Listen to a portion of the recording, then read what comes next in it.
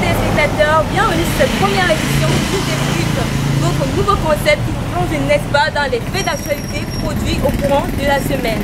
Alors ce matin, nous aborderons 3 thématiques. La première qui parle du décès de l'ancien délégué du gouvernement auprès de la communauté urbaine de Douala. La deuxième thématique qui parle, n'est-ce pas, de la hausse généralisée des prix du pain sur le marché. Et nous allons conclure en culture avec ces nouvelles sorties musicales de la semaine. Cette semaine, nous avons appris le décès de l'ancien délégué du gouvernement auprès de la communauté urbaine de Douala, M. Joseph Dipita Pokosi Ndoumbé. Alors, qui était Joseph Pokosi Dipita Ndoumbé? Reportage. Né le 21 août 1932, Joseph Dipita Pokosi Ndoumbé, ancien délégué du gouvernement auprès de la communauté urbaine de Douala, nous a quittés la nuit du 27 avril 2021. Diplômé de pharmacie en 1959 de la faculté de pharmacie de Paris, il est rentré au Cameroun où on lui refuse d'être engagé comme fonctionnaire. Mais on lui propose 1 million pour ouvrir la première pharmacie en tant que pharmacien camerounais et il ouvre la pharmacie d'Aqua. Plus tard, il rachètera à un Français la pharmacie du centre.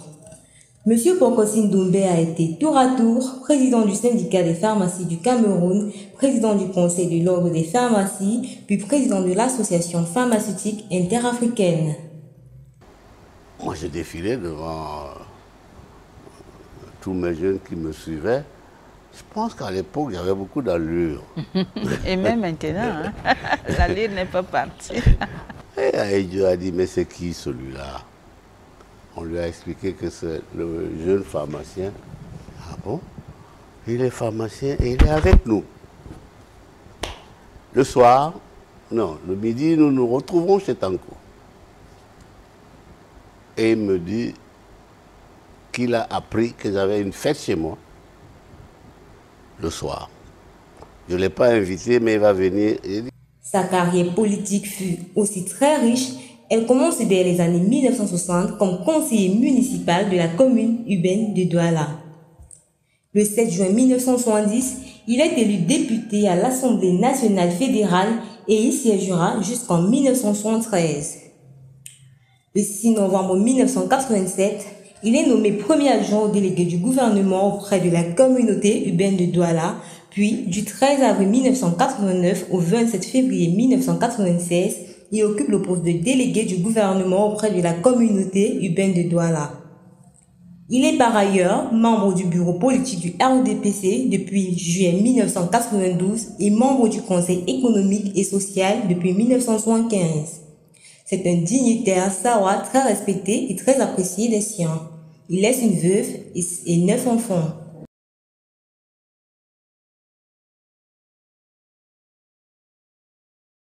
Les rumeurs qui courent sur la hausse généralisée des prix du pain sur le marché qui passera de 125 francs au prix de 135 francs.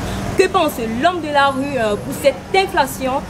Regardez cet extrait. Vraiment, la vie que le gouvernement nous apporte quand on va augmenter le prix, donc qui descend vers 100 à 135, c'est vraiment incroyable. Parce que d'abord, même les pièces dehors, il n'en a même pas d'abord les pièces.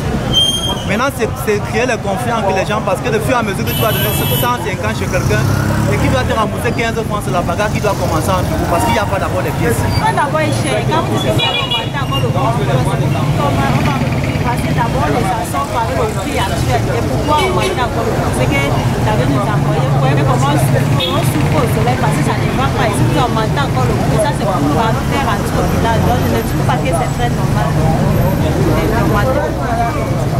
Nous savons qu'au Cameroun, le peuple est vraiment abandonné à lui-même. En mettant le prix du pain à 135, on ne pourra jamais rembourser 15 francs. Donc, ça favorise bien que d'autres personnes. L'acheteur ne bénéficie de rien. Il a toujours sa monnaie au boutique ou au boulanger. Bon, moi je dirais pour l'histoire du pain, l'augmentation du pain, c'est vrai quand même que le pays pas mal avec Corona et tout, il n'y a vraiment pas d'argent. Mais qu'est-ce qu'on va faire? On est là, on marche, on suit. On va faire le sport. C'est bien qu'on va donner maintenant et tout 125, il n'y aura pas 15 francs pour 35 francs. On aurait vraiment les boutiquiers, ça c'est sûr.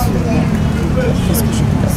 Nous clôturons, n'est-ce pas, cette belle édition en culture avec cette nouvelle sortie musicale de la semaine. Nous avons, n'est-ce pas, Roger des Ismaéliens en featuring avec les différences de la diva du beat musique camerounais. On se rappelle bien qu'il n'y a pas très longtemps, le trio du Ismaéliens se sont séparés. Aujourd'hui, on retrouve Roger seul en featuring avec la Queen, Lady Ponce. Mais qu'est-ce qui se passe? On ne sait pas. Regardons cet extrait.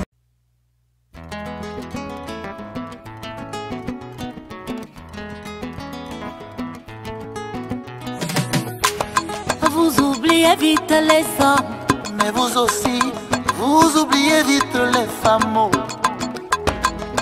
Oh, même moi, bébé, oh, n'oublie jamais, jamais. Promets-moi, doudou, que tu n'oublieras jamais. Quand je t'ai connu, tu ne mettais pas de brésilienne. Tu avais les suis-moi, les macabos sur la tête. Quand je t'ai connu, tu n'avais pas de tailleur. Tu fonctionnais avec tes deux cabambondo.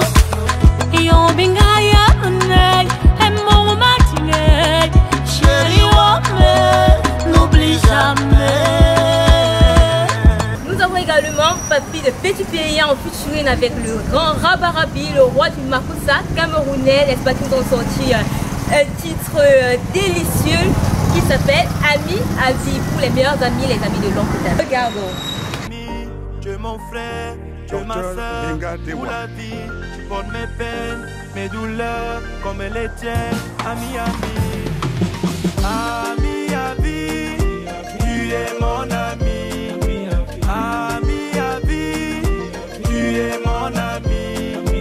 Ami à vie, tu es mon ami. Ami à vie, tu es mon ami. Sonanela masango mambiae misinga wuma yese natondola masango jiwanje tete nambiae mwese amuna nyango amuna nyango ne sunganela masango wani tete nambiae wani diwanje.